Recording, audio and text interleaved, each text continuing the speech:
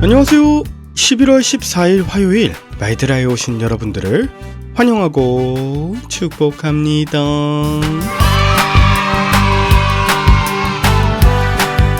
어제 오늘 굉장히 날씨가 쌀쌀해요. 그런데 저희 집은 참 훈훈하답니다. 어젯밤에 우리 6 식구가 완전체가 돼서 기쁨의 밤을 보냈기 때문이죠. 무엇보다도 아이들이 엄마를 만나 너무 좋아하고요. 또 축복이를 이뻐합니다. 저는 너무 감사하고 감격스러워요. 저뿐만 아니라 여러분들도 주님의 사랑 안에 하나 되어 따뜻한 가정 이루시길 간절히 기도합니다. 가정의 회복이 매서운 겨울과 영적 침체를 이길 수 있게 하는 능력이 됨을 믿습니다. 모쪼록 오늘도 따뜻한 마음 담은 마이드라를 힘차게 시작해 보도록 하겠습니다. 자, 출발!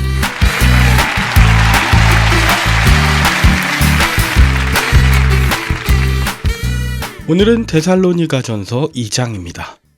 바울은 데살로니가에서 벌인 사역들을 회상하면서 1절에 보면 자신들이 데살로니가에 간 것이 결코 헛되지 않다 합니다.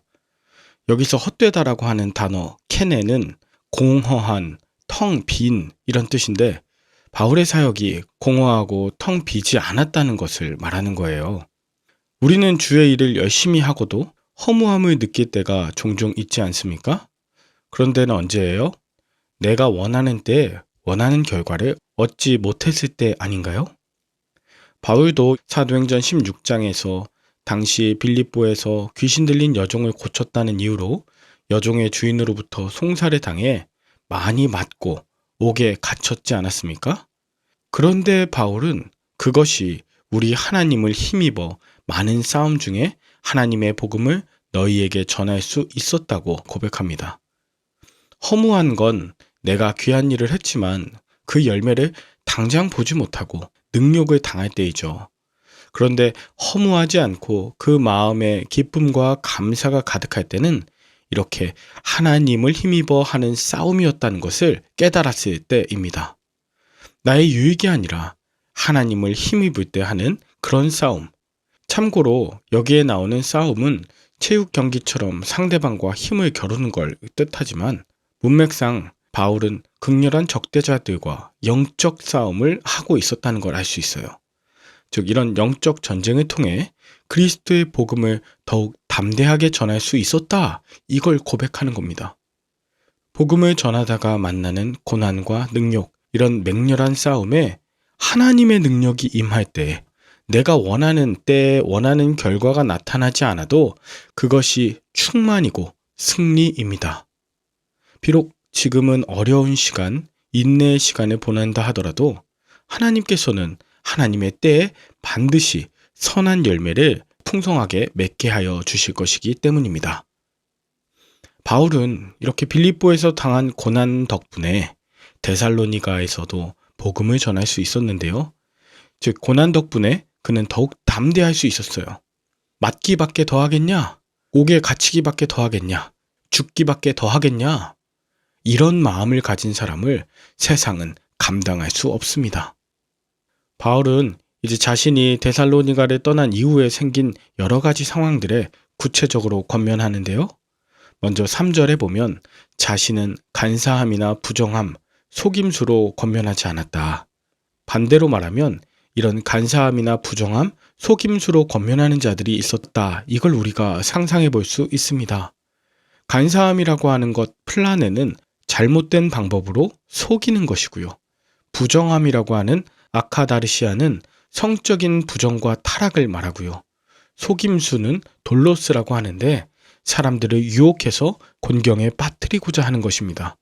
그러나 바울은 오직 우리 마음을 감찰하시는 하나님을 기쁘시게 하려 함이라 우리들의 마음을 살펴보시는 그 하나님께 집중했다는 것이죠. 심지어 바울은 데살로니가인들에게 아첨하거나 탐심으로 복음을 전하지 않았습니다. 아첨은 다른 사람들의 마음을 얻기 위해 과장하거나 꾸며낸 말을 하는 것이고요. 탐심은 자기 탐욕에서 비롯한 자기 영광을 구하는 것이죠. 여러분, 저도 목회를 하다 보면 사람들을 향해 아첨하거나 나의 유익과 영광을 위한 탐심이 스물스물 올라올 때가 있습니다. 또한 찬양 인도를 하거나 말씀을 전할 때에도 너무나 쉽게 하나님께 영광을 돌린다고 말해요. 또 하나님께서 하셨다고도 하죠. 그런데 그 말 속에 조금이라도 제가 높아지려는 마음이 있다면 그것이야말로 바로 탐심이구나 라는 걸 깨달았어요. 이게 사역자들이 마주하는 엄청난 영적 함정입니다. 오직 100% 하나님께만 영광, 100% 하나님께만 기쁨이어야 한다는 걸 다시 한번 붙들게 되었습니다. 더 나아가서 7절에 보면 바울은 유순한 말과 젖을 먹이며 고난에 감내하며 타인을 기뻐하게 했다 합니다. 하나님의 기쁨이 되고자 하는 전도자는 다른 일을 살리며 다른 일을 복음 안에서 기뻐하게 만드는 자라는 거예요. 바울은 밤낮으로 일하면서 다른 이들에게 물질적으로 의지하지 않고 담대히 복음을 전했습니다. 당시 인슐라라고 하는 공장과도 같은 곳에서 손수 일하고 함께 일하는 일꾼들에게 그리스도의 복음을 전했죠. 자신의 생존을 위해서 복음을 수단화하는 것이 아니라 복음을 전하기 위해서 자신의 일을 감당했던 것입니다. 이렇게 복음을 우선순위로 둔 이유가 무엇입니까? 바로 하나님의 기쁨이에요.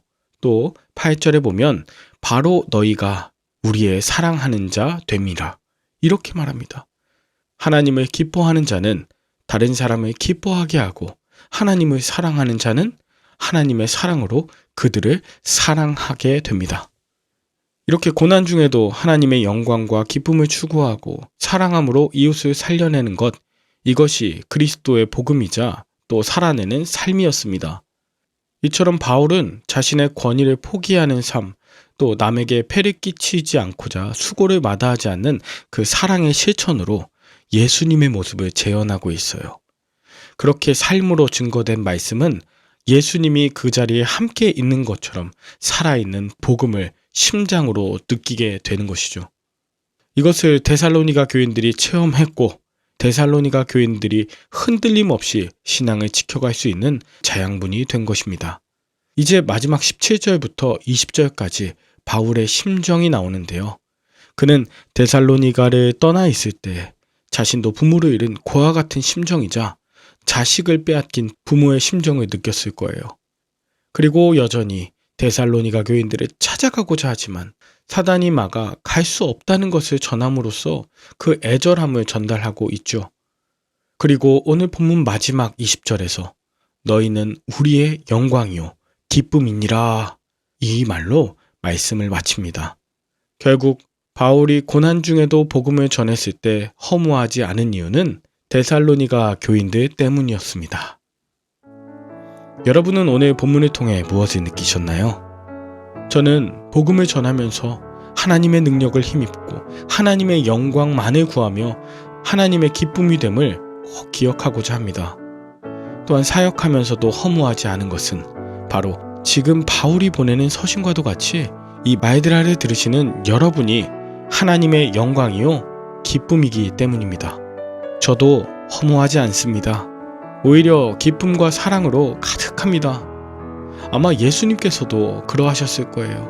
십자가 위에서 지금 내가 당장 고난과 능욕 가운데 있어도 나 허무하지 않아. 왜? 바로 너 덕분에. 하나님도 나도 너무나 기뻐. 이 말씀을 하시는 것 같아 본문을 묵상하는 내내 마음이 뭉클했습니다. 사랑하는 말들아 식구 여러분, 우리의 소망과 기쁨, 온전한 자랑은 오직 하나님이십니다. 동시에 저와 여러분이 하나님의 자랑이자 기쁨임을 잊지 않고 오늘 하루도 넉넉히 이기며 승리하는 복된 하루 되시길 간절히 축복합니다. 함께 기도할까요? 하나님 아버지, 내가 원하는 결과가 없고 고난과 능욕 가운데서도 하나님의 때와 방법을 신뢰하게 하시니 감사합니다. 서로 그리스도의 복음의 열매가 풍성하게 맺혀지게 하시니 감사합니다. 바로 내가 하나님의 영광이요 기쁨이라 말씀하시니 그것에 감사합니다.